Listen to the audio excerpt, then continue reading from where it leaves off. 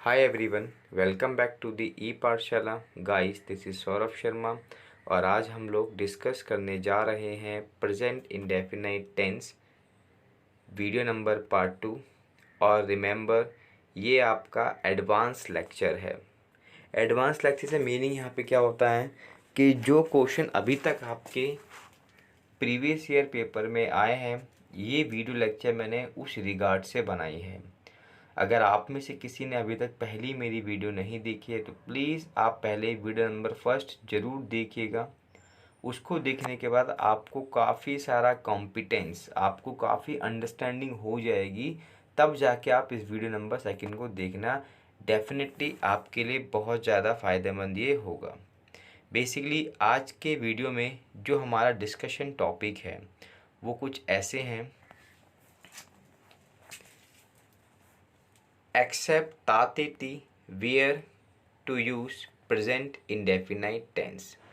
अभी तक मैंने आपको अपने वीडियो में फर्स्ट में क्या सिखाया था कि तातेती तो होता ही है, लेकिन तातेती के अलावा के सिवाय एक्सेप्ट आपको कहाँ पे प्रेजेंट इंडेफिनाइट यूज़ करना है, along with how to use present indefinite while use of if, when और व्हेनेवर। इफ़, व्हेन और व्हेनेवर के साथ आपको कब प्रेजेंट इंडेफिनेट का यूज़ करना है। अनटिल, अनलेस के साथ आपको कैसे प्रेजेंट इंडेफिनेट का यूज़ करना है। और लास्ट में 2014 का प्रीवियस ईयर क्वेश्चन पेपर है मेरा ये DSSB का।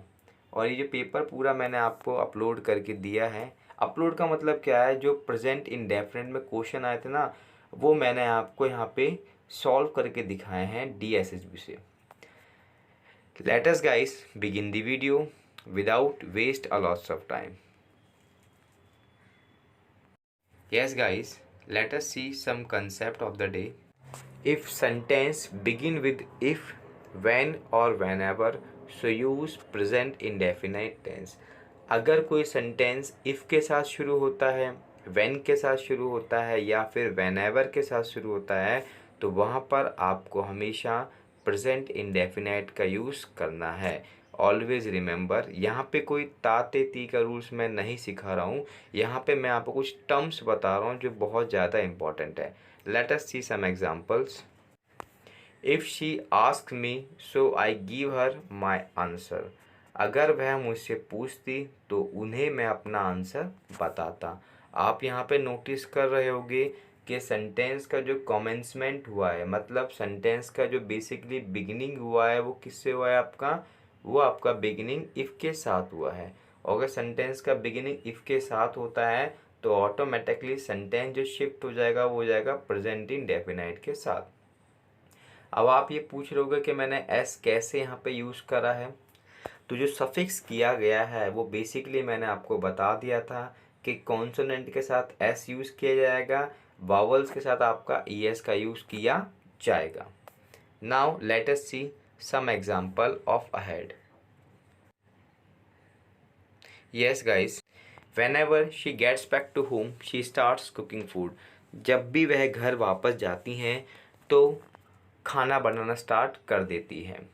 अब आप यहाँ पे मैं उम्मीद करता हूँ आप बहुत ईजिली समझ चुके होंगे कि सेंटेंस में जब भी इफ़, व्हेन और व्हेनेवर का यूज़ किया जाएगा तो वो हमेशा प्रेजेंट इंडेफिनाइट के यूज़ के साथ ही होगा। यस, अब हम कुछ और देखते हैं अनटिल अनलेस के साथ प्रेजेंट इंडेफिनाइट का यूज़। बेसिकली पहले आप समझिए अनटिल अनलेस का मीनिंग क्या होता है। अनटिल का मतलब यहाँ पे जब तक है और अनलेस का मतलब सिवाय या जबकि के रूप में यूज़ किया जाता है। जैसे मैंने कहा until you know time gets finish, जब तक आपको पता चलता है समय ख़त्म हो चुका होता है। एक एग्जांपल और मैं आपको बताया दिखाया था उसका।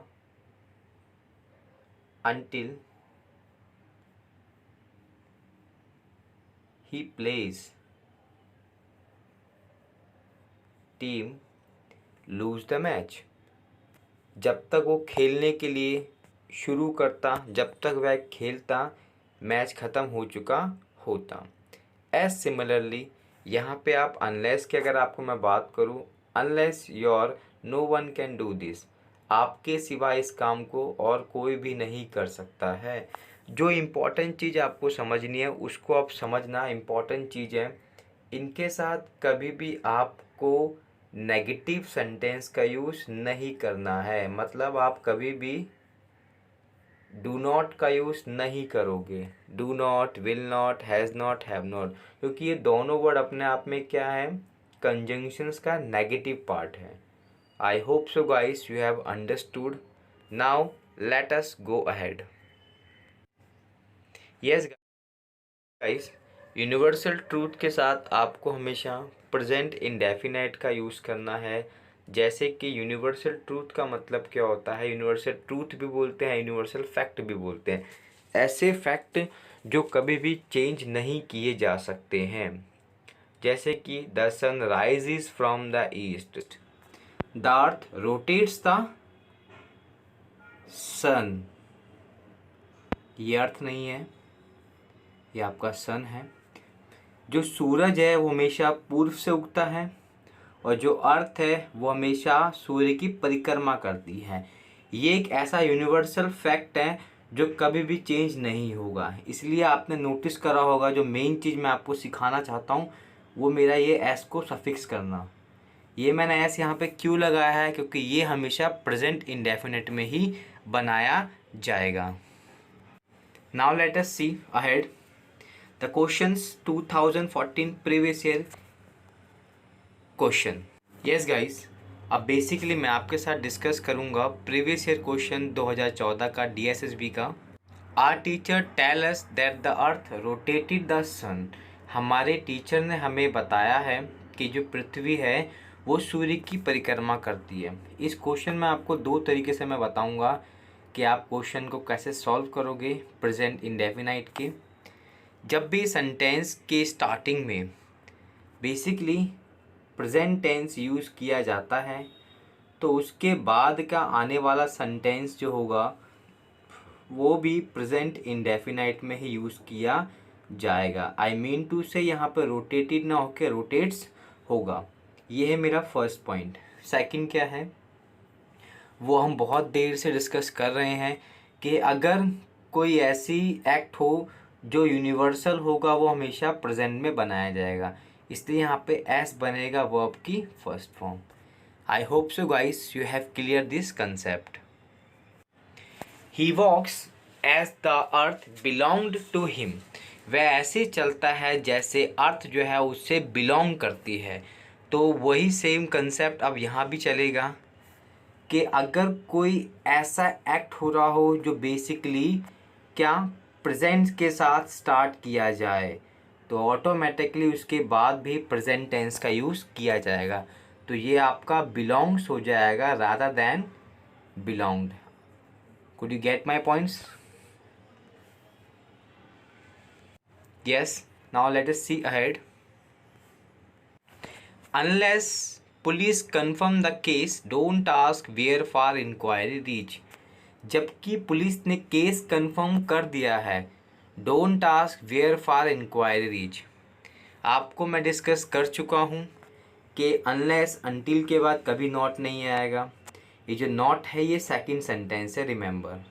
तो यहाँ से कोई मतलब नहीं है, लेकिन हमने डिस्कस किया था अनलेस के साथ बाद हमेशा प्रेजेंट इंडेफिनाइट में टेंस बनाया जाएगा।